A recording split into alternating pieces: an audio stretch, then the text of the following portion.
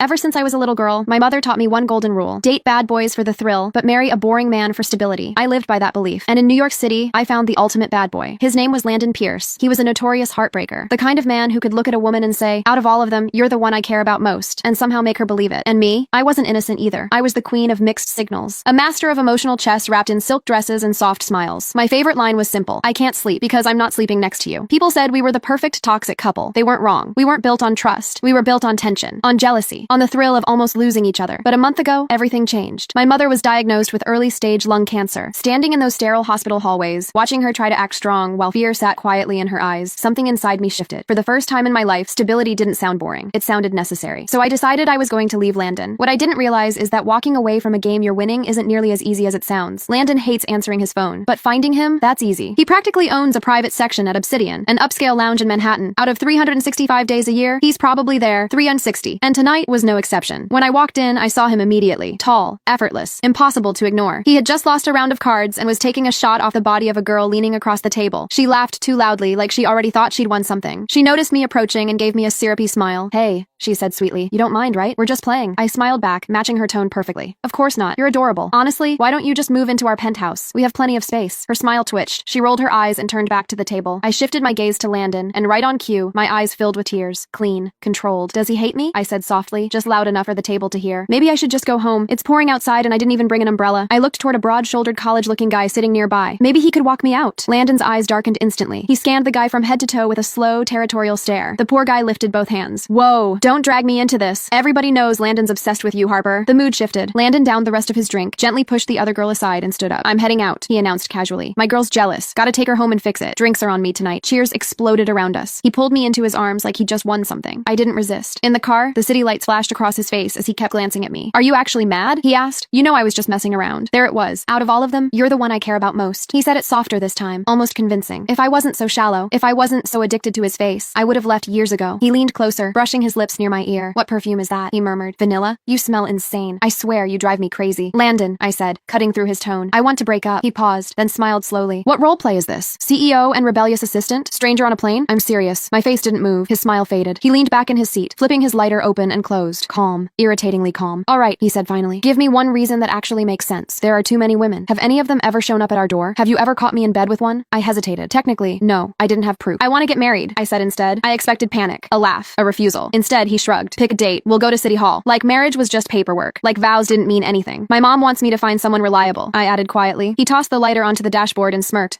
Click on the homepage to watch the next episode.